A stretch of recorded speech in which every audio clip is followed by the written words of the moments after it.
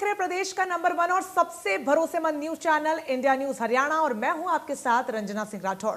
Corona महामारी से अभी राहत नहीं मिलने वाली है। वैज्ञानिकों ने इस महीने के आखिर में ही तीसरी लहर की चेतावनी जारी कर दी है। सरकार और स्वास्थ्य महकमा लगातार लोगों से कोरोना नियमों का पालन करने को भी कह रहा है। लगातार अपील की जा रही है, वैक्सीन लगवाने की भी अपील की जा रही है। इंडिया न्यूज हरियाणा भी आपसे यही अपील करता है कि वैक्सीन सुरक्षित है, इसलिए किसी भी अफवाह पर ध्यान न दें और टीका जरूर लगवाएं। आपका अपना चैनल इंडिया न्यूज हरियाणा भी आपकी सेहत की फिक्र करता है और इसीलिए आपकी सेहत से जुड़े इस खास शो को एक बार फिर से आपके लिए शुरू किया गया है, हेलो डॉक्टर जी जिसका नाम है। इस कार्यक्रम में जाने माने डॉक्टर्स का एक पैनल हमारे साथ रहेगा और अगर आपको या फिर आपके परिवार के किसी भी सदस्य को कोई भी सेहत संबंधी समस्या है या फिर वैक्सीन या कोरोना से जुड़ी कुछ जानकारी आप चाहते हैं तो नंबर्स थोड़ी ही देर में हम फ्लैश करेंगे, उसको डायल कर आप हमसे जुड़ सकते हैं। और आप सभी दर्शकों से दरख्वास्त है कि जब भी फोन नंबर को आप डायल करें तो टीवी के वॉल्यूम को जरा कम कर दें, जिससे कि आपके आवाज या आप जो भी सवाल पूछेंगे साफ डॉक्टर्स इन्हें सुन पाए, क्योंकि बहुत ज्यादा जरूरी है कि आपके सवाल हो और उसके जवाब आप हासिल कर पाए।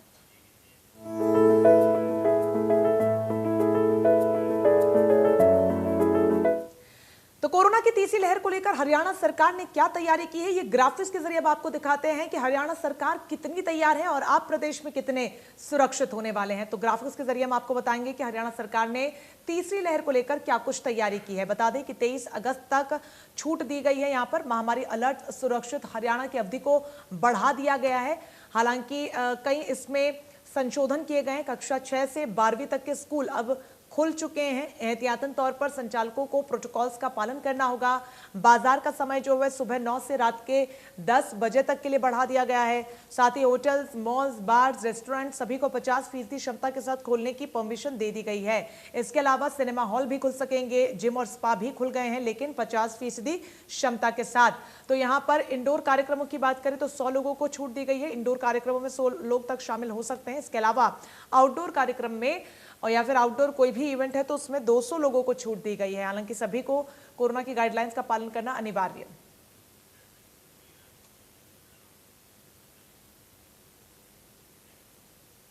तो वहीं दूसरी लहर से निपटने के लिए हरियाणा सरकार ने क्या कदम उठाए थे, एक नजर उस पर भी डाल लेते हैं कि उस दौर में कितनी तैयार हरियाणा सरकार थी और क्या कुछ कदम उठाए थे। गांव में संक्रमण रोकने के लिए डोर टू डोर सर्वे किया गया था, जो कि काफी सक्सेसफुल भी रहा। फील्ड की जो टीमें थी वो घर घर गई और घर घर जाकर उन्होंने सर्वे किया और इस पूरे काम को कंप्लीट किया। फील्ड टीमों ने स्वास्थ्य संबंधित डेटा को इकट्ठा किया, लोगों से बातचीत की, उनको जागरूक करने की पूरी कोशिश यहाँ पर की गई। कोरोना संदिग्धों की पहचान कर उनको इलाज दिया गया। खासतौर पर होम आइसोलेशन में रहने वाले लोगों को तमाम तरीके की मेडिकल किट यहाँ पर वितरित की गई। सर्वे के दौरान लोगों की ऑक्सीजन जांच की गई कि आने वाले समय में अगर किसी को ऑक्सीजन को लेकर समस्या होती है तो उन तक मदद पहुंचाई जा सके। ग्रामीणों को कोरोना से बचाव की जानकारी दी गई। लगातार उनको जागरूक करने को लेकर अभियान भी चलाया गया। खासतौर पर होम आइसोलेशन में जो मरीज हैं उनको मुफ्त में किट बांटी गई, जिससे कि उन्हें घरों से बाहर न निकलना पड़े और मुफ्त किट उनको दी जा सके। सरकार ने टेस्टिंग की संख्या को बढ़ाया है और इसी के चलते रेट जो थी कोरोना संक्रमण की वो घटी है। कोरोना से जुड़े दूसरे टेस्ट के रेट भी फिक्स किए गए। तो तीसरी लहर की चेतावनी को लेकर हरियाणा सरकार पूरी तरीके से अलर्ट है। चरणबद्ध तरीके से छूट दी जा रही है। क्या कुछ छूट है ये भी हम आपको बताएंगे। जहां पर तीसरी लहर से निपटने के लिए टास्क फोर्स तैयार की गई है। इसके अलावा आपको बता दें कि उपकरण और दवाइयों के स्टॉक की भी निगरानी की जा रही है, क्योंकि दूसरी लहर के दौरान हमने कालाबाजारी की जो खबरों को सुना, एक बार फिर से वो ना दोहराई जाए, उसको लेकर हरियाणा सरकार तैयार।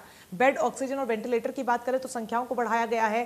साथ ही डॉक्टर, पैरामेडिकल स्टाफ की नई भर्ती की जा रही है ताकि स्कैरसिटी, कमी डॉक्टर्स की बिल्कुल भी ना हो सके।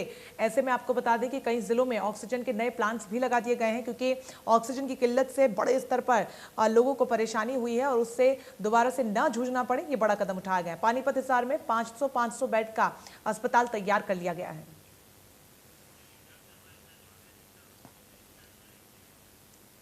तो इस चर्चा की शुरुआत करेंगे। खास पैनल हमारे साथ है doctor Ashok, deputy CMO Rewari के हैं, आप हमारे साथ जुड़ गए। इसके अलावा डॉक्टर कपिल शर्मा हमारे साथ जुड़ गए हैं, डेंटल सर्जन है। बहुत स्वागत है सर आप दोनों का इंडिया न्यूज हरियाणा पे।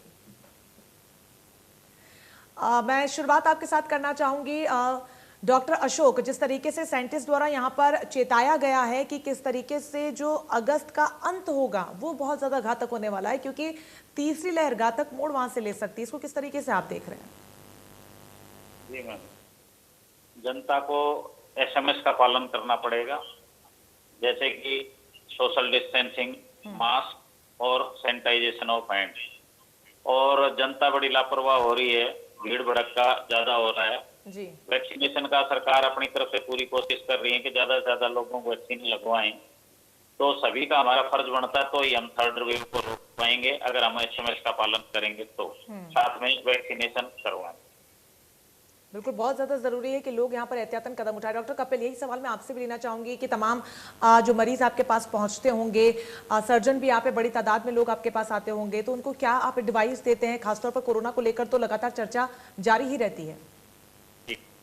सबसे पहले तो जैसे सेकंड वेव जो आई थी हमारी, उसमें हमारे रेवाड़ी में भी और बाकी पूरे देश में काफी मारामारी मची थी, उसमें डेथ भी बहुत हुई थी। हमारे यहाँ रेवाड़ी में भी क्या नाम 178 डेथ हुई थी सेकंड वेव के दौरान, जो कोविड की हमारी रजिस्टर्ड डेथ है, जिनका ऑडिट हो चुका है। तो हम लोगों को यही समझा रहे हैं कि भैया भीड़ में कम से कम जाएं, जो भी शादी समारोह के जो फंक्शन होते हैं उनमें भी कम से कम जाएं, और जो कोविड अप्रोप्रिएट बिहेवियर है, जैसा मैंने अभी बताया कि एसएमएस का जरूर पालन करें, अदरवाइज बड़ी दिक्कत होगी। और जैसा सुनने में आ रहा है कि थर्ड वेव जो आएगी तो वो बच्चों के लिए ज्यादा दिक्कत होगी, तो सरकार जैसे स्कूल खोल रही है तो वहाँ पे अपने बच्चों को भी कोविड अप्रोप्रिएट बिहेवियर के बारे में प्रॉपर तरीके से बताएं। जी डॉक्टर कपिल, यही सवाल आपसे भी है कि किस तरीके से एडवाइस यहाँ से आप दर्शकों को देना चाहेंगे तीसरी लहर को लेकर, जब साइंटिस्ट ने भी चेता दिया है? तो मैम, सबसे पहले तो लोगों को ये समझना होगा कि बहुत सारे लोग हमारे पास आते हैं जो कहते हैं कि मुझे कोविड हो गया, मुझे दोबारा कोविड अब नहीं होगा, मेरे बॉडी के अंदर एंटीबॉडी बन गई हैं और मैंने वैक्सीनेशन लगवा ली है, मुझे कोविड नहीं होगा। तो हम उन लोगों को यही समझाना चाहते हैं कि एक बार कोविड इन्फेक्शन हमारी बॉडी में आने का तात्पर्य बिल्कुल भी ऐसा नहीं है कि हमें दोबारा कोविड नहीं हो सकता। कोविड दोबारा हो सकता है और होगा अगर हमने एहतियात नहीं बरते तो। एहतियात बरतने के लिए हमें जो हमारे जो नियम है, बेसिक प्रिंसिपल्स हैं कि हमें प्रॉपर सैनिटाइजेशन, हैंड सैनिटाइजेशन रखना होगा, मास्क रखना होगा और सोशल डिस्टेंसिंग का पालन करना होगा।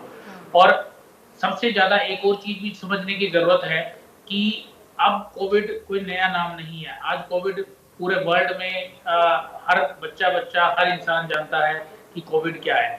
अगर आज भी लोग इस चीज को लेकर जागरूक नहीं होना चाहते हैं कि अगर वो भीड़ भाड़ वाली जगह जाना चाहते हैं या शादी अटेंड करना चाहते हैं, मैरिजेज अटेंड करना चाहते हैं, कोई फंक्शन अटेंड करना चाहते हैं और ये दुआई देते हैं कि मेरे रिश्तेदार की है, मेरे रिलेटिव की है, मेरे उस परिवार में है, तो मुझे अटेंड करना बहुत जरूरी है, तो उन्हें समझना होगा अगर कोविड वहां पे फैला तो अगर हम जिंदा ही नहीं रहेंगे तो जिंदगी भर मैरिजेज अटेंड करने का। डॉक्टर कपिल, माफ कीजिएगा, रुकना चाहूंगी, हमारे दर्शक हमारे साथ जुड़ गए हैं। दिनेश बहादुरगढ़ से, बहुत स्वागत है सर आपका, अपना सवाल पूछिए।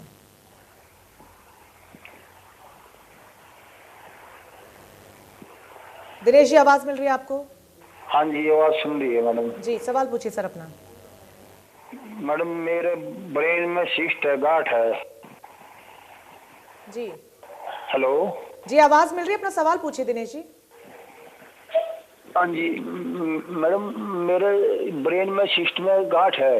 हाँ। तो वो उसमें वो मैं टीका लगवा सकता हूँ?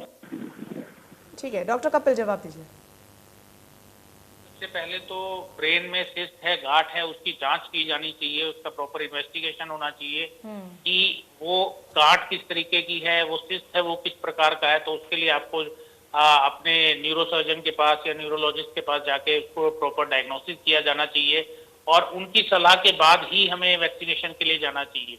लोगों के मन में ये बहुत बड़ी भ्रांति है कि उन्हें कोई कोमॉर्बिड डिजीज है या कोई ऐसी कोमॉर्बिडिटी है या उनको बीपी, शुगर, थायराइड या हार्ट की कोई प्रॉब्लम है या ब्रेन की कोई प्रॉब्लम है, तो वो वैक्सीनेशन के लिए नहीं जा सकते। वो जा सकते हैं लेकिन उन्हें उसके लिए पहले अपना प्री मेडिकल चेकअप कराना होगा ताकि वो अपने कंसर्न डॉक्टर से सलाह ले सके कि क्या उनकी बॉडी फिट है वैक्सीनेशन के लिए या नहीं।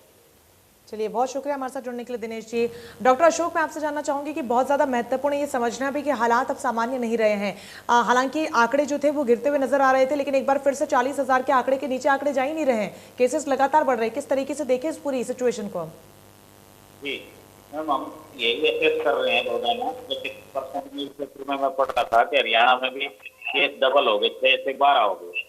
तो अगर हम रोजाना नजर उस पर रखते हुए कि अगर हमारे केसेस बढ़ते हैं लगातार हफ्ता 10 दिन तक, तो तो हम उसके लिए ये मान के चलेंगे कि थर्ड वेव आ सकती है। लेकिन अभी हमारे यहाँ पे रेवाड़ी में 0 ही केस है, कोई केस हमारा एक्टिव केस नहीं है, और हम स्थिति पे नजर बढ़ाए हुए हैं। उसकी तैयारियां हमने पूरी कर रखी है थर्ड वेव के लिए। अगर कोई ऐसी सिचुएशन आती है तो हम उससे निपटने के लिए तैयार हैं।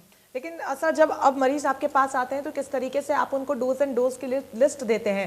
क्योंकि दूसरी लहर को तो हमने पार कर लिया है, आंकड़ों में गिरावट भी लगातार दर्ज की जाती रही है, लेकिन अब तीसरी लहर को लेकर अगर आप मरीजों को यहाँ पर डोज एंड डोंट्स बताते हैं तो वो क्या कुछ खास रहते हैं?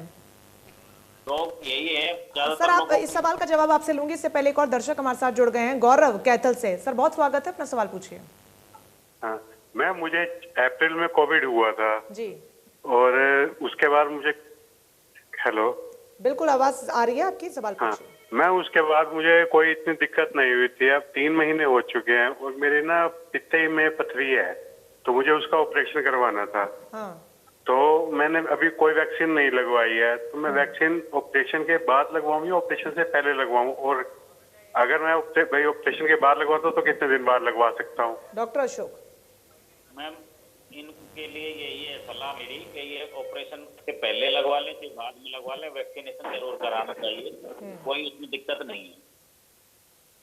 ठीक है, बहुत शुक्रिया गौरव जी हमारे साथ जुड़ने के लिए। डॉक्टर अशोक, आप जवाब दे रहे थे सवाल का, कंटिन्यू कीजिए।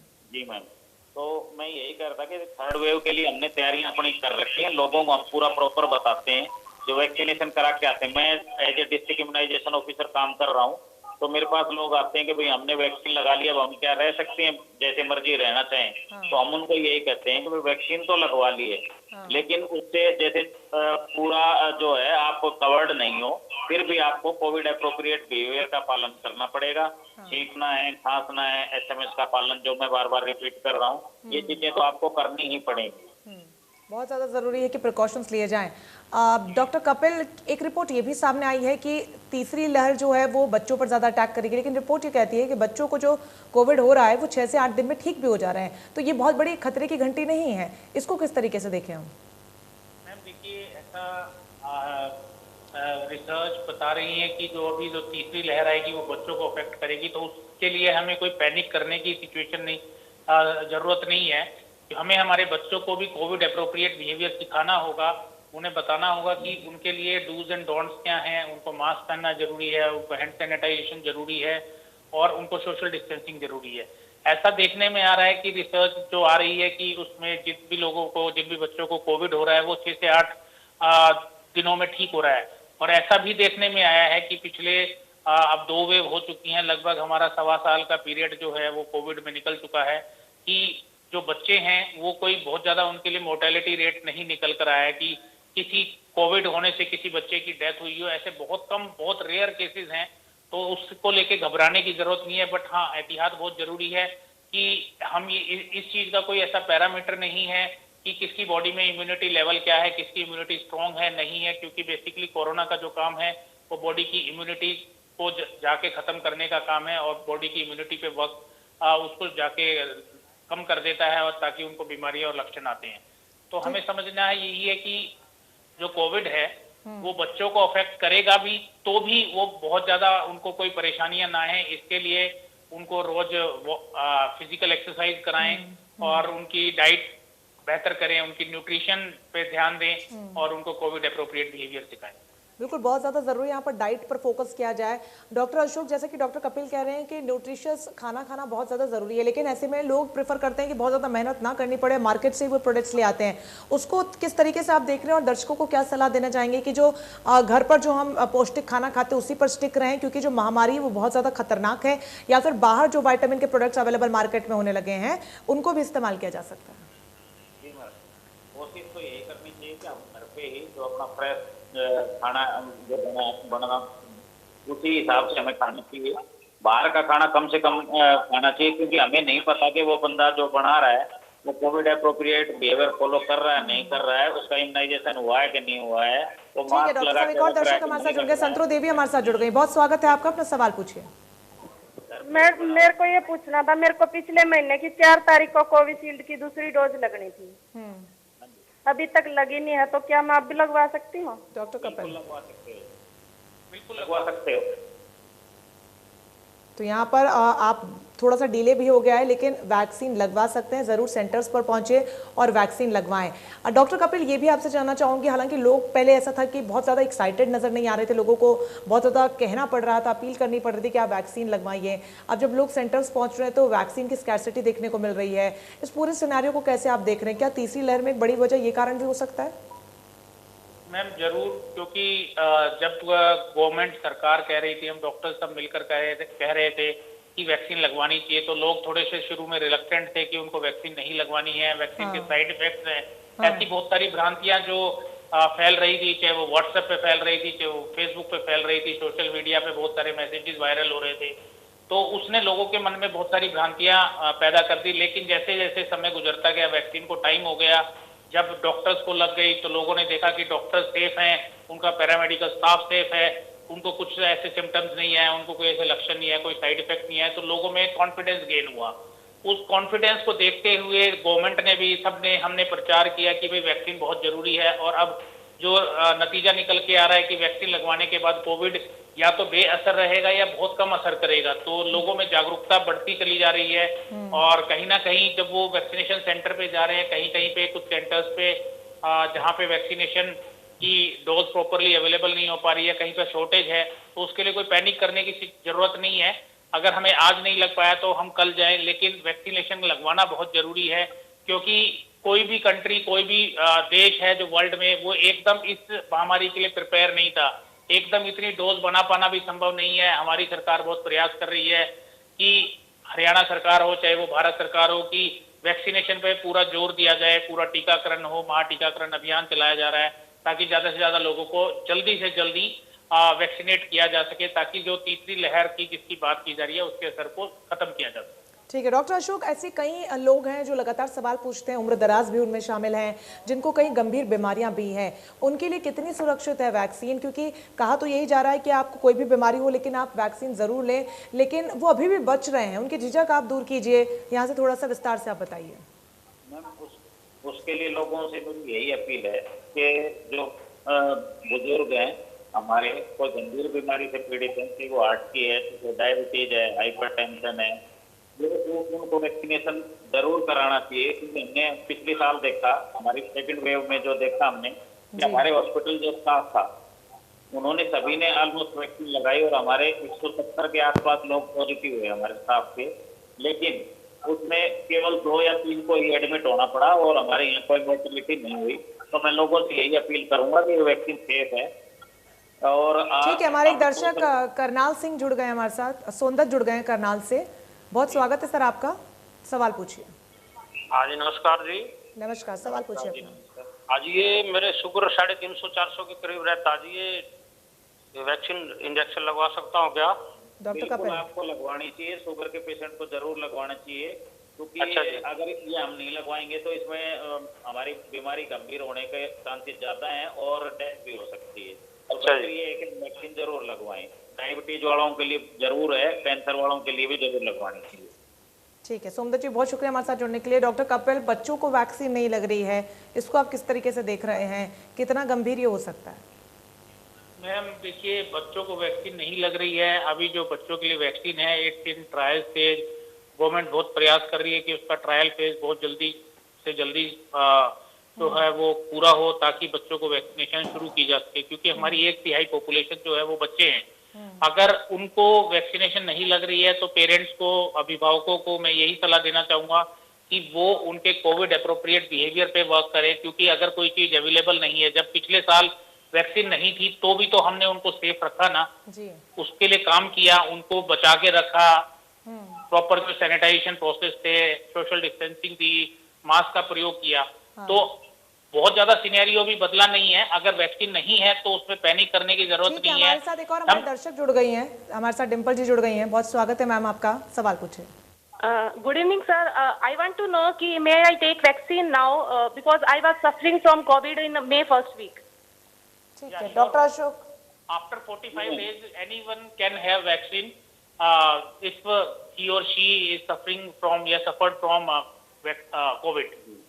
जी थैंक यू डिम्पल जी हमारे साथ जुड़ने के लिए। तो लगातार दर्शक हमारे साथ जुड़ रहे हैं और अपने सवाल भी पूछ रहे हैं, क्योंकि बहुत ज़्यादा महत्वपूर्ण है, क्योंकि क्लैरिटी ऑफ थॉट अगर दर्शकों को मिलेगा तो शायद जो तमाम गाइडलाइंस है या फिर डूज एंड डोंट्स है उनका अच्छे से पालन भी किया जा सकेगा।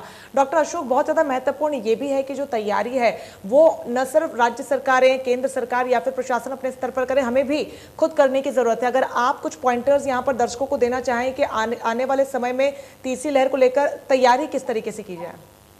जी मैम, हमने जैसे अपने लेवल पे तो हम बेड्स बढ़ा रहे हैं, आईसीयू बढ़ा रहे हैं, वेंटिलेटर भी बढ़ा रहे हैं, BiPAP, oxygen concentrator, oxygen cylinder, oxygen storage, ये और ऑक्सीजन जनरेशन प्लांट, ये तो स्टेट लेवल और सेंट्रल लेवल पे हमारी गवर्नमेंट की तरफ से प्रयास हो रहे हैं। जो प्राइवेट हॉस्पिटल है वो भी अपने लेवल पे प्रयास कर रहे हैं। तो साथ में जनता से तो हमारी यही अपील है कि वो एक तो पैनिक क्रिएट ना करें।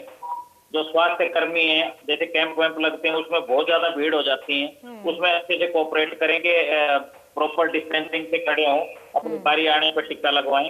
तो यही जनता से भी हमारी अपील है कि वो भी, क्योंकि जनता जब तक कोऑपरेट नहीं करेगी, हम अकेले जो स्वास्थ्य विभाग है या प्राइवेट सेक्टर है वो अकेला इस बीमारी से पार नहीं पा सकता है। जनता को ये कोविड अप्रोप्रिएट बिहेवियर फॉलो करना सबसे जरूरी है। ठीक है डॉक्टर कपिल, जिस तरीके की तस्वीरें भी लगातार सामने आ रही है, खासतौर पर मौसम बदला है, मानसून के बदलने के साथ ही मौसमी बीमारियां भी लोगों को जकड़ रही हैं। कई लोग अब दोबारा से एक बार फिर से उनमें बीमारियां देखने को मिल रही है, फीवर उनको हो रहा है और वो इनको कोविड से भी रिलेट होकर देख रहे हैं। खासतौर पर ऐसे केसेस में पोस्ट कोविड इफेक्ट इसे माना जा रहा है। जो लोग पहले से कोरोना से संक्रमित हो चुके हैं वो लोग ज़्यादातर यहाँ पर बुखार उनमें देखने को मिल रहा है। उसको लेकर अधिक जानकारी दर्शकों को दीजिए, क्योंकि वो इसे पोस्ट कोविड इफेक्ट समझ रहे हैं। नहीं मैम, ऐसा नहीं है कि ये पोस्ट कोविड इफेक्ट है। सबसे पहले तो अभी हम लोगों को अपनी मेंटालिटी बदलना होगा, हमें हमारे आचार विचार व्यवहार और संस्कार को बदलना होगा कि आज की डेट में अगर किसी को भी फीवर आ रहा है, अगर किसी को भी कोई ऐसे सिम्टम्स आ रहे हैं खांसी जुकाम बुखार के, तो सबसे पहले तो उनकी नैतिक जिम्मेवारी बनती है कि वो अपने आप को आइसोलेट करें। क्योंकि हम जब तक ये नहीं समझेंगे कि हमें कोविड है तो हम अपने आप को आइसोलेट नहीं करेंगे। आइसोलेट करना बहुत जरूरी है। अब क्योंकि टेस्ट की रिपोर्ट तो 2 दिन 3 दिन में आएगी जब भी टेस्ट की रिपोर्ट आएगी, लेकिन जब तक हम अपने से, अगर हमें कोविड होता है तो वो बहुत सारे लोगों को हम इन्फेक्शन दे देंगे, तो ऐसे ये चेन ब्रेक नहीं होगी। आइसोलेशन बहुत इंपॉर्टेंट है। और जिन लोगों को पहले कोविड हो गया है वो अगर ऐसा सोच रहे हैं कि ये कोविड के साइड इफेक्ट्स हैं, तो ऐसा नहीं है। ये जो वायरल फीवर आता है, जो इस टाइम सीजनल फीवर जो आता है वो भी आ रहा है, लेकिन हाँ ये समझने की जरूरत है कि कोविड के बाद हमारी इम्यूनिटी बहुत नीचे डाउन चली गई है, बहुत लो हो गई है। तो अब हमें थोड़ा सा भी इन्फेक्शन बहुत तेज जल्दी पकड़ लेता है। तो ऐसा डरने की कोई बात नहीं है। अगर हम कोविड से रिकवर कर गए तो एक नॉर्मल वायरल बुखार से, चाहे वो खांसी जुकाम बुखार है या मलेरिया डेंगू टाइफाइड है या चिकनगुनिया है, उससे भी रिकवर कर जाएंगे। लेकिन डाइट पे बहुत ध्यान रखने की जरूरत है, अपने आप को आइसोलेट करने की जरूरत है। हमें ये समझने की जरूरत नहीं है कि ये नॉर्मल खांसी जुकाम बुखार है। आज की डेट में कोई भी किसी को फीवर आ रहा है तो हमें सबसे पहले आइसोलेशन सीखना है, अपने घर में अपने आप को आइसोलेट करना है। एक और दर्शक लक्ष्मी जुड़ गए हैं, बहुत स्वागत है, सवाल पूछिए। हाँ जी मैम, एक्चुअली में हम जाते हैं इसके लिए इंजेक्शन वगैरह के लिए। डॉक्टर साहब नमस्कार जी। आवाज नहीं आ रही, अपना सवाल दोहरा दीजिए आप। हाँ जी, हम जैसे इंजेक्शन वगैरह के लिए जाते हैं मैम, 2-2 3-3 दिन लाइनें लगी रहती हैं, उसके बाद नंबर नहीं लगता। तो इसकी क्या प्रोसीजर है, इससे करें तो मतलब इंजेक्शन लगते नहीं है बंदों को और लाइन इतनी लंबी लगी होती है। देखो जितनी वैक्सीन आ रही है हम उसी हिसाब से रोजाना प्लान बनाते हैं, उसको न्यूज़पेपर में देते हैं, जो लोकल टीवी है उस पर भी दे रहे हैं। हम तो अपने जिले में पूरा कि इतनी डोज ऑनलाइन होंगी, इतनी ऑफलाइन होंगी, किस साइट पे होंगी, हम उसमें प्रॉपर डालते हैं। तो या तो अपना रजिस्ट्रेशन करके आए और स्लॉट बुक करके आए। और कई जगह अब तो हम विलेज वाइज, कई जगह मंदिर में, मस्जिद में और मॉल्स में और स्लम्स में भी हम ऑफलाइन भी लगा रहे हैं कि भाई फर्स्ट डोज किसी की भी ड्यू है, बुजुर्ग आदमी चल नहीं सकते गांव से ज्यादा दूर, तो हम गांव में भी कैंप लगा रहे हैं और धीरे धीरे सभी को कवर करेंगे। वैक्सीन की स्पीड अब पहले के मुकाबले काफी बढ़ गई है। ठीक है, बहुत शुक्रिया हमारे साथ जुड़ने के लिए, सवाल पूछने के लिए। डॉक्टर कपिल, जवाब आप दे रहे थे मौसमी बीमारियों को पोस्ट कोविड इफेक्ट रिलेट होकर। एक सवाल ये भी है कि अगर नॉर्मल बुखार भी आता है तो क्या कोविड टेस्ट करवाना जरूरी है या फिर कुछ दिन घर में ही रहकर प्रिकॉशंस लेकर देख लिया जाए? मैम अगर नॉर्मल हमें बुखार आ रहा है तो सबसे पहले हमें अपने आप को आइसोलेट करना है, तक कि अगर मान लो दो सिचुएशन है, या तो हमें कोविड है या कोविड नहीं है। तो अगर कोविड नहीं है तो भी हमें आइसोलेट करना जरूरी है, और कोविड है तो आइसोलेट करना, सभी इसकी इंपॉर्टेंस समझ ही रहे हैं। अगर हमें बुखार आ रहा है तो हमने डॉक्टर की सलाह से पहले जो नॉर्मल हमारे जो एंटीबायोटिक्स हैं उनको शुरू करना है। अपने रेगुलर मॉनिटरिंग करनी है हमारी पल्स ऑक्सीमीटर से हमारे ऑक्सीजन सेचुरेशन का, कि अगर हमारा ऑक्सीजन सेचुरेशन डाउन हो रहा है तो हमें कोविड टेस्ट के लिए जाना है। अदरवाइज अगर हमें और कोई ऐसे सिम्टोमेटिक कोई प्रॉब्लम्स नहीं हो रही हैं तो हमें उसके लिए कोविड टेस्ट के लिए जाके रश करने की जरूरत नहीं है, पैनिक करने की सिचुएशन नहीं है। अगर हमारा SpO2 लेवल, जो ऑक्सीजन सेचुरेशन लेवल है, वो अगर 95 से डाउन होता है तो हाँ डेफिनेटली हमें जाना चाहिए अगर हम हेल्दी हैं। और अगर हम कोई डिजीज हैं जिसको, चाहे हमें COPD है, अस्थमा है या कोई कार्डियक प्रॉब्लम है, अगर हमारा SpO2 और डाउन जाता है तो हमें डेफिनेटली कोविड के लिए जाना चाहिए, और कोविड की रिपोर्ट आने तक अपने आप को आइसोलेट करके डॉक्टर की सलाह से जो भी नेसेसरी प्रिकॉशंस है वो लेने चाहिए। और अगर कोविड की रिपोर्ट पॉजिटिव आती है और हमारी कंडीशन डिटीरियोरेट करती है तो हमें हॉस्पिटलाइज होना चाहिए, otherwise home isolation is the best remedy. ठीक है डॉक्टर अशोक, कई क्वेरीज ऐसी भी आती है दर्शकों की तरफ से जहां पर ब्लड प्रेशर की बीमारी उनको और है और अभी तक उन्होंने वैक्सीन इसी डर से नहीं लगवाई है। जी, अगर ब्लड प्रेशर ज्यादा है तो कोई दिक्कत नहीं है, आप वैक्सीनेशन करा सकते हैं, बिल्कुल सेफ है। तो यहाँ पर तमाम ऐसे मेरी दर्शक, यही अपील है जी, कि वो अगर किसी को BP या शुगर की कोई प्रॉब्लम है तो नॉर्मल है, उसमें वो वैक्सीनेशन जरूर करवाएं। बिल्कुल। डॉक्टर कपिल, किस तरीके से आप इसको देख रहे हैं, क्योंकि न सिर्फ लोग कहीं ना कहीं लापरवाह होते हुए नजर आ रहे हैं बल्कि अनलॉक भी अब धीरे धीरे प्रदेश हो रहा है। क्या बड़ी वजह इसको आप मानते हैं कि आंकड़े लगातार बढ़ते हुए नजर आ रहे हैं, 40,000 का आंकड़ा कम होने का नाम नहीं ले रहा, या फिर कोरोना का जो वायरस है वो म्यूटेट हो के आगे बढ़ रहा है? किस तरीके से आप अपनी टर्मिनोलॉजी में इसको समझाना चाहेंगे?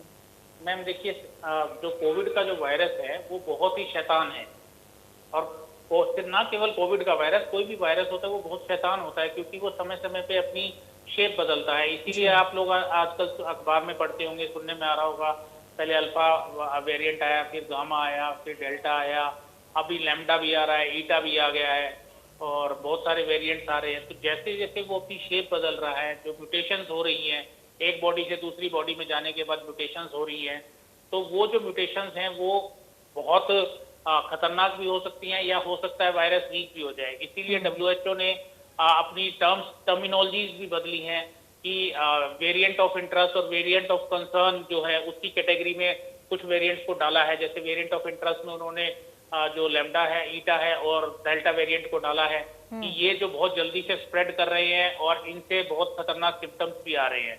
ठीक है, हमारी एक और दर्शक हमारे साथ जुड़ गए, अमनदीप कौर जी जुड़ गई हैं, बहुत स्वागत है, अपना सवाल पूछिए। नमस्कार मैम। नमस्कार, सवाल पूछिए मैम। मैम मेरे पापा को ना हार्ट की दिक्कत है और शुगर की प्रॉब्लम है, साथ में मैम पथरी की भी है, तो वैक्सीन लगवा सकते हैं? मैम रिपीट करना जरा, सवाल दोहरा दीजिए अमनदीप जी। मैम मेरे पापा को ना हार्ट की दिक्कत है और शुगर की प्रॉब्लम है, BP भी हाई है और पथरी भी है, तो वैक्सीन लगवा सकते हैं? लगवा सकते, बिल्कुल आप लगवा सकते हो। उनके लिए बहुत जरूरी है, क्योंकि जो हमारी डेथ हुई है ना, जिसमें ज्यादातर जो डेथ हुई वो उसमें हार्ट प्रॉब्लम जिनको थी या डायबिटीज थी, उन्हीं की डेथ ज्यादा हुई है, या ओल्ड एज के जो थे उनको ज्यादा हुई है। इसलिए उनके लिए सेफ यही रहेगा कि आप वैक्सीन जितनी जल्दी हो सके लगवाएं। तो बहुत शुक्रिया अमनदीप जी हमारे साथ जुड़ने के लिए। डॉक्टर अशोक, सवाल आपसे ये है कि युवा जो बड़ी तादाद में रोजमर्रा के कामों के लिए बाहर निकलते हैं, अपने रोजी रोटी के लिए बाहर निकलते हैं, उन लोगों का सबसे पहले वैक्सीन लगवाना बहुत ज़्यादा ज़रूरी है, या फिर क्योंकि जिस तरीके से वैक्सीन की कमी भी देखी जा रही है, इन सबके बीच जो बुजुर्ग हैं जिनका इम्यूनिटी पहले से ही बहुत ज़्यादा स्ट्रॉन्ग नहीं होता, बॉडी उतनी ज़्यादा सपोर्ट नहीं कर पाती है, उन लोगों के लिए फर्स्ट कम फर्स्ट सर्व होना चाहिए? देखो, धीरे धीरे सिस्टम से चल रहे हैं, क्योंकि एकदम से हमारा देश इतना बड़ा है, 140 करोड़ की जनसंख्या है। पहले सरकार ने फेजेज में किया कि पहले हेल्थ केयर वर्कर, क्योंकि वो सबसे आगे रहेंगे, हेल्थ केयर वर्कर हुए, फिर फ्रंट लाइन वर्कर हुए, फिर मोर देन 60 ईयर्स का हुआ, फिर 45 to 59 ईयर्स का हुआ, फिर 18 to 44 हुआ। तो ये फेजेज में चल रहे हैं। ठीक है, जिन लोगों को बाहर निकलना है उनको जरूरी है कि लगवाना चाहिए, पर सिस्टम से एक इतने बड़े देश में एकदम से सभी को नहीं लगाई जा सकती वैक्सीन। सरकार पूरी कोशिश कर रही है सरकार और प्राइवेट जो तंत्र है वो भी पूरी कोशिश कर रहे हैं कि जितनी जल्दी से जल्दी लोगों को लग जाए। तो जब तक नहीं उनका नंबर आता तब तक उनको कोविड एप्रोप्रिएट बिहेवियर का ही फॉलो करना पड़ेगा। ठीक है, हमारे एक और दर्शक महेंद्र जी हमारे साथ जुड़ गए, बहुत स्वागत है सर आपका, अपना सवाल पूछिए। मैडम जी मैं कैंसर का मरीज हूँ। हाँ, तो मैं वैक्सीन लगवा सकता हूँ जी? डॉक्टर कपिल। बिल्कुल लगवा सकते हैं सर। बहुत शुक्रिया महेंद्र जी हमारे साथ जुड़ने के लिए। डॉक्टर कपिल, यही मैं आपसे जानना चाहूँगी, कैंसर एक ऐसी घातक बीमारी है, लोग बहुत ज़्यादा डर रहे हैं कि पहले ही आप कैंसर का लंबा चौड़ा ट्रीटमेंट ले रहे हैं, इन सब के बीच आपको वैक्सीन भी लगवानी है, और कई लोग कैंसर पीड़ित होने के बाद कोरोना संक्रमित भी हो रहे हैं, उनके लिए आपकी क्या एडवाइस है? मैम देखिए, कैंसर होने के बाद जो लोग कोरोना संक्रमित हो रहे हैं उसका रीजन है उनकी इम्यूनिटी, क्योंकि कैंसर की वजह से ऑलरेडी इम्यूनिटी हमारी बहुत डाउन है, तो हमें तो कोई भी संक्रमण होने के चांसेस बहुत ज्यादा बढ़ जाएंगे। इसीलिए हमें कोविड की वैक्सीन जरूरी है कि अगर हमें कोविड की वैक्सीन लगी है और भगवान ना करे हमें कोविड के इन्फेक्शन से रूबरू होना पड़ता है, तो कोविड हमारे शरीर में कोई और प्रतिकात्मक रूप से कोई नुकसान ना पहुंचाए जो बाकी बॉडी में ऑलरेडी कैंसर की वजह से हो रहा है। बिल्कुल, लेकिन डॉक्टर कपिल ये भी आप समझना चाहेंगे, क्योंकि आपने कहा कि कैंसर की वजह से ऑलरेडी बॉडी जो होती है बहुत ज़्यादा वीक हो जाती है, तो उनके लिए डूज एंड डोंट्स की जो लिस्ट है वो क्या बहुत ज़्यादा स्पेसिफिक हो? नहीं मैम, ऐसा डूज एंड डोंट्स की लिस्ट जो है वो बहुत ज़्यादा स्पेसिफिक नहीं कहेंगे। इसमें हमें पहले तो ये समझना होगा कि अगर हमें कैंसर हुआ है, हमारी चाहे कीमोथेरेपी चल रही है, चाहे रेडियोथेरेपी चल रही है या सर्जिकल जो भी इंटरवेंशन से हमारा ट्रीटमेंट हो रहा है, तो उसके साथ हमें कोविड वैक्सीन लगवाना जरूरी है। अगर हम कोविड वैक्सीन नहीं लगवाएंगे तो हमारे शरीर में कोविड के इन्फेक्शन होने के चांस कई गुना तेजी से बढ़ जाएंगे। जैसे अभी आपने पीछे देखा होगा, जिन लोगों की कीमोथेरेपी चल रही थी या जिन लोगों का कैंसर का ट्रीटमेंट चल रहा था या जिन लोगों का डायबिटीज था, उन लोगों को ब्लैक फंगस के चांसेस बढ़ गए, क्योंकि उन लोगों का ऑलरेडी इम्यूनिटी लेवल बहुत नीचे था। तो हमें अगर ब्लैक फंगस हमें पकड़ सकता है तो कोविड भी हमें पकड़ सकता है, है ना। तो इसीलिए हमें इस वैक्सीनेशन से घबराने की जरूरत नहीं है। ठीक है डॉक्टर कपिल, एक और दर्शक हमारे साथ जुड़ गई है, नीलम जी, इनसे हमारे साथ जुड़ी हैं, बहुत स्वागत है मैम आपका, सवाल पूछिए। नमस्ते जी। नमस्ते, सवाल पूछिए। अजय मुझे अब इंजेक्शन लगवाना था, मेरे ऊपर दवाई का रिएक्शन है जी। जी हाँ जी, मैं हिसार से दवाई खा रही हूँ जी, ओली अल्फोल्ड हॉस्पिटल से जी। डॉक्टर अशोक। हेलो हेलो, आवाज मिल रही डॉक्टर अशोक? सुन पा रहे हो? आवाज मिल रही है आपकी? आपको गंभीर एलर्जी है तो उस केस में ये है कि वैक्सीन नहीं लगवानी चाहिए या अपने डॉक्टर से सलाह के बाद ही लगवानी चाहिए, क्योंकि इसमें सीवियर एलर्जी के जो रिएक्शन है उनमें थोड़ा सा अवॉइड करते हैं, क्योंकि इससे भी हो सकती है, वैक्सीन किसी भी चीज से हो सकती है, वैक्सीन से रिएक्शन भी हो सकती है और चीजों से भी। तो आपकी सलाह डॉक्टर की सलाह से ही लगवाएं, अदरवाइज। ठीक है डॉक्टर नीलम जी हमारे साथ जुड़ी हैं, बहुत शुक्रिया हमारे साथ जुड़ने के लिए। डॉक्टर अशोक, मैं थोड़ा सा इसी सवाल को एलाबोरेट फॉर्म में आंसर आपसे जानना चाहूँगी, किस तरीके से कौन कौन सी वो एलर्जियाँ हैं, अगर यही होती हैं तो डॉक्टर की सलाह लेने की ज़रूरत है, या फिर इनके अलावा अगर छोटी मोटी कोई एलर्जी है तो बहुत ज़्यादा डरने की आवश्यकता नहीं और वैक्सीन ले सकते हैं? छोटी मोटी कोई किसी को खाज खुजली है तो उसमें डरने की जरूरत नहीं है, उसमें सेफ है, लगवा सकते हैं वैक्सीन। मान लो किसी ने पेनिसिलिन लगाई या कोई और दवाई उसने ली है और उससे लाइफ सेविंग इमरजेंसी की नौबत आ गई है, उस केस में हमें उसकी डॉक्टर की सलाह लेनी चाहिए, या जो फील्ड लेवल पे भी हम गाँव में जैसे कैंप लगा रहे हैं वहाँ थोड़ा अवॉइड करना चाहिए। अदरवाइज वैसे हमारी टीम है वो पूरी एहतियात बरतती है, पूरे जो AEFI किट होती है, एडवर्स इवेंट फॉलोइंग इम्यूनाइजेशन, उसका पूरा ध्यान रखते हैं, पूरी दवाइयाँ वो लेके जाते हैं, एम्बुलेंस वगैरह के हम टच में भी रहते हैं और हमारे डॉक्टर की टीम होती है उसके साथ, तो ऐसी कोई दिक्कत आती नहीं है। पर फिर भी सीवियर एलर्जिक रिएक्शन है तो थोड़ा एक बार सलाह ले लेनी चाहिए जी। तो बिल्कुल बहुत ज़्यादा ज़रूरी है कि इन सब चीज़ों का भी आप ख्याल रखें, और छोटी मोटी एलर्जी है या फिर कोई बड़ा रिएक्शन या साइड इफेक्ट आपको होता है तो बिल्कुल नज़रअंदाज उसको नहीं करना है, अपने डॉक्टर के पास ज़रूर जाएं और कंसल्ट ज़रूर करें। डॉक्टर कपिल, ये भी बहुत ज़्यादा at the same time important होता है कि आप ये समझें कि वैक्सीन जब आप ले रहे हैं, क्योंकि अक्सर ये बना हुआ है कि खाली पेट भी चले जा रहे हैं लोग वैक्सीन लेने के लिए, तो क्या खाली पेट जाया जा सकता है या फिर कुछ खा के जाएँ वो ज़रूरी, और आने के बाद भी कुछ पौष्टिक लेना चाहिए? नहीं मैम, नेचुरली हमें वैक्सीनेशन के लिए जाना है या किसी भी तरीके के वैक्सीनेशन के लिए जाना है या कोई भी हमें नॉर्मल इंजेक्शन के लिए भी जाना है तो हमें उसको डाइट लेकर ही जाना चाहिए, बिकॉज हमारे अंदर जो वेजोवेगल जो एक बॉडी का एक जो नर्वस सिस्टम जो वर्क करता है, उसके अंदर अपने आप में एक इंजेक्शन का जो एक डर रहता है, तो उससे कई बार लोग फेंट हो जाते हैं, उनको सिंकोप हो जाता है। तो वो वैसी कोई परिस्थितियां ना आए, इसीलिए डॉक्टर्स की सुपरविजन में ही हमें वैक्सीन लगवानी चाहिए। ठीक है, और खाना खा के जुड़ गए हैं सर, रन सिंह हमारे साथ जुड़ गए हैं। बहुत स्वागत है सर आपका, सवाल पूछिए।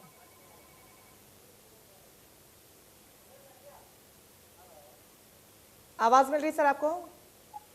चलिए, उनसे संपर्क टूट गया। डॉक्टर कपिल, आप कंटिन्यू कर सकते हैं। तो हमें जो वैक्सीनेशन के लिए जाना है तो प्रॉपर डाइट लेके जाना है, अपना ब्रेकफास्ट करके जाएं और हैवी ब्रेकफास्ट करके जाएं, ताकि अगर हमें थोड़ा देर वेट भी करना पड़ता है तो हमारा बॉडी में जो एनर्जी लेवल है वो डाउन ना हो। और वैक्सीनेशन से कोई घबराने की जरूरत नहीं है, खाना खा के जाए, खाली पेट वैक्सीनेशन नहीं लगवाना जाना चाहिए। हालांकि ऐसी कोई रिसर्च और स्टडीज नहीं है कि खाली पेट वैक्सीन नहीं लगवानी चाहिए, बट फिर भी बीइंग ए डॉक्टर मैं आप लोगों को सलाह दूंगा कि अगर आप खाना खा के जाते हैं, ब्रेकफास्ट करके जाते हैं, लंच करके जाते हैं वैक्सीनेशन के लिए, it is always better and it is always on A safer side. बिल्कुल, बहुत ज़्यादा महत्वपूर्ण है ये छोटी छोटी चीज़ों का ध्यान रखें, क्योंकि जो बड़े साइड इफेक्ट देखने को मिल रहे हैं, लोग वैक्सीनेशन सेंटर पर ही चक्कर खा के गिर जाते हैं, कई लोगों को 1-2 दिन बाद तबीयत खराब हो रही है। इसकी एक बहुत बड़ी वजह कहीं ना कहीं ये भी डॉक्टर कपिल हो सकता है। यस। चलिए, हमारे दर्शक हमारे साथ जुड़ गए। कांता, बहुत स्वागत है आपका, सवाल पूछिए। हाँ जी मैम, मेरे को ना जैसे हर 6 महीने टाइफाइड हो जाता है। हाँ जी, तो अभी ना जैसे मेरे को मैंने वैक्सीन लगवाई थी 17 जून को जी। हाँ जी, 17 जून के बाद मेरे को ना जैसे बीच में टाइफाइड हो गया मेरे को, अभी दोबारा से 15-20 दिन हो गए जी। तो मैं दूसरी डोज ले सकती हूँ मैम? एक ही डोज ली है मैंने कोविड की। डॉक्टर अशोक? बिल्कुल ले सकते हैं मैम, जैसे ही आपका वैक्सीनेशन शेड्यूल आएगा, अगर आपने कोवैक्सीन या कोविशील्ड जो भी लगवाया उसका जो भी वैक्सीनेशन शेड्यूल आएगा सफिशिएंट इंटरवल के बाद, तो आप अपनी सेकंड डोज ले सकते हैं, उसमें देर इज नो हार्म। चलिए, बहुत शुक्रिया आपका कांता जी हमारे साथ जुड़ने के लिए और सवाल पूछने के लिए। तो लगातार दर्शक हमारे साथ जुड़ रहे हैं और अभी भी फ़ोन नंबर्स हम फ्लैश कर रहे हैं, इनको डायल कर आप हमसे जुड़ सकते हैं। दोनों ही खास पैनलिस्ट हमारे साथ हैं जो आपके तमाम जो भी कन्फ्यूजन्स हैं या फिर क्वेश्चन हैं उनका जवाब दे रहे हैं। डॉक्टर अशोक, आपसे जानना चाहूँगी, महिलाओं को लेकर कितनी ज़्यादा गंभीर इस बीमारी को आप समझते हैं और उनको क्या कोई ज़्यादा स्ट्रिक्ट प्रिकॉशंस यहाँ पर पालन करने की उसकी ज़रूरत है, क्योंकि न सिर्फ वो खुद का ख्याल उनको रखना है बल्कि पूरे परिवार की जिम्मेदारी होती है और अब तो बच्चों को भी सेफ रखना है। जी मैम, महिलाएं जो हैं हमारे परिवार की लीड है, उनको बच्चों को भी देखना, बाकी परिवार को भी देखना है। तो मैं तो यही अपील, लोग जो औरतें हैं उनको भी इम्यूनाइजेशन में उतना ही पार्टिसिपेट करना चाहिए और हम कोशिश कर रहे हैं कि महिलाएं भी बराबर के हिस्सेदार बने। अब जैसे मैं अपने डिस्ट्रिक्ट रेवाड़ी की बात करता हूँ तो अब तक हमने 2,71,000 लोगों को मतलब मेल्स को और 2,05,000 फीमेल्स को टीके लगाए, जो कि ऑलमोस्ट थोड़ा बहुत डिफरेंस है, अदरवाइज बराबर सा है। क्योंकि औरतें हैं, उनको खाना भी बनाना है, बच्चे भी देखने हैं, तो उनको ज्यादा इस चीज का ध्यान रखना चाहिए। साथ में कोविड अप्रोप्रिएट बिहेवियर उनको भी फॉलो करना चाहिए, क्योंकि उनको सारी चीजें काम भी करनी है और घर की सारी देखभाल भी करनी होती है। बिल्कुल, बहुत ज़्यादा ज़रूरी है कि महिलाएं अपने डाइट को लेकर तो कम से कम किसी भी प्रकार से यहाँ पर लापरवाही ना बरते। डॉक्टर कपिल, जो फिजिकल एक्सरसाइज है वो भी बहुत इंपॉर्टेंट रोल यहाँ पर प्ले करती हैं। हालांकि बहुत दिनचर्या सबकी व्यस्त हो गई, एक बार फिर से अनलॉक की प्रक्रिया शुरू हो गई, लोग घरों से बाहर निकलने लगे, ऑफिस जाने लगे हैं, ऐसे में बहुत ज़्यादा बिजी शेड्यूल यहाँ पर हो गया है। कुछ स्पेसिफिक एक्सरसाइजेज आप बताना चाहेंगे जो चलते फिरते उठते बैठते भी की जा सकती हैं और जिससे मदद मिलेगी? मैम, सबसे पहले तो मैं ये कहना चाहूँगा कि अगर हमें एक्सरसाइज करनी है तो उसके लिए हमें कोई टाइम की बाउंडेशन नहीं है जी। कि अगर हमें सुबह 9 बजे ऑफिस जाना है तो हमें सुबह 6 बजे उठ के आधा घंटा पौना घंटा हम एक्सरसाइज को दे सकते हैं। जो हमारी रेस्पिरेटरी ऑर्गन्स हैं, जो रेस्पिरेटरी मसल्स हैं, उनके लिए स्पेसिफिक एक्सरसाइज हैं, उसके लिए हम प्राणायाम कर सकते हैं और कपालभाति कर सकते हैं और अनुलोम विलोम कर सकते हैं, ये योग कर सकते हैं, जिससे हमारी जो मसल्स हैं, जो रेस्पिरेटरी मसल्स है, जो हमारी टोटल लंग कैपेसिटी है वो इंक्रीज कर सकती है और हमारी जो स्वास्थ्य तंत्र है वो मजबूत होगा। और एक्सरसाइज करने के लिए मैम टाइम नहीं है, अगर हमें शाम को टाइम मिला हमने शाम को कर लिया। मैं ऐसा मानता नहीं हूँ कि किसी को भी 24 घंटे के 24 घंटे काम पे जाना है। काम पर जाने का जो टाइम पीरियड है वो 10 घंटे 12 घंटे मैक्सिमम। उसके बाद हमें इतना टाइम मिलता है कि हम अपने लिए आधा पौना घंटा निकाल सकते हैं। तो एक्सरसाइज बहुत जरूरी है और कोविड ने हमें सिखाया कि हमें हेल्दी होना बहुत जरूरी है। बिल्कुल, कोविड ने हमें बहुत कुछ सिखाया है, कई सीखे हमें दिए हैं और वहां से सीख कर हम आने वाले समय को कैसे फेस करते हैं ये हम पर निर्भर करता है। बहुत शुक्रिया आप दोनों का, डॉक्टर अशोक और डॉक्टर कपिल, आप हमारे साथ जुड़े और तमाम सवालों के आपने जवाब दिए और साथ ही दर्शकों के जहन में जो कन्फ्यूजन बना रहता है उसको भी दूर करने की पूरी कोशिश की। तो फिलहाल के लिए इस खास प्रोग्राम में बस इतना ही, फिर मुलाकात होगी, तब तक के लिए मुझे दीजिए इजाजत, नमस्कार।